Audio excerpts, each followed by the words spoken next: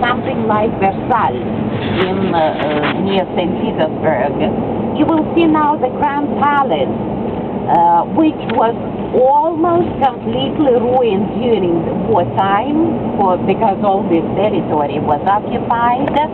And after the war, the building was fixed, and the building was used for a merchant marine school.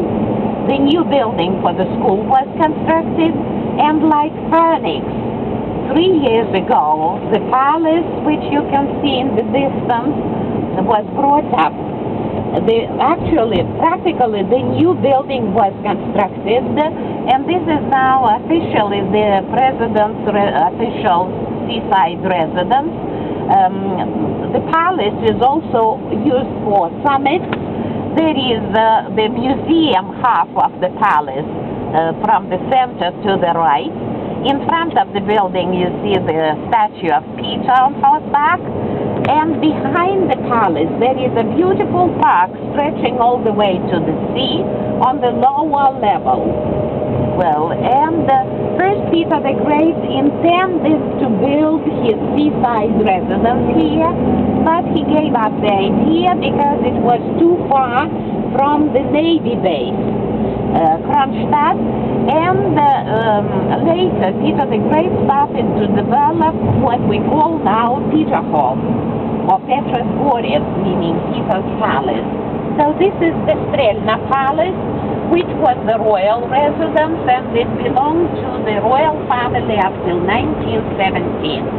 Through the trees, you can see that little wooden house painted yellow and white. That was the palace, not the palace, the transit palace of Peter the Great, which survived, and it is a museum. So did the family stay here, or did they mostly stay in Alexander's Palace? The royal family meant a big, with all the grandeurs. Oh, okay, so there were plenty of other royalty. There were so many members in the big royal family. Well, this was not the official residence of the ruling family. This belonged to other members. And on the left side of the road there was the famous Orlov estate. Nothing remains here from that estate. It was completely ruined except for the gatekeeper's house. Here you see on the left side of the road, in Tudor Gothic style. And not far from this road there is the railroad, which runs in parallel with this old Peterhof road.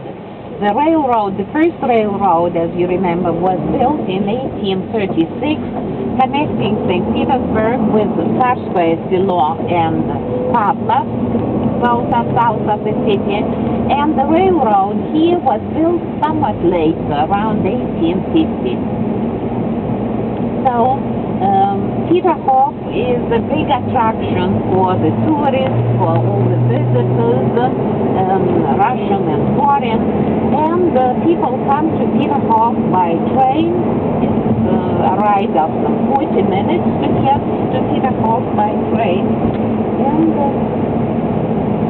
now you can see the Gulf of Finland, and you can see quite a few of the old dacha houses closer to the road, and the dachas or the cottages of the Nuvarishes are built behind them.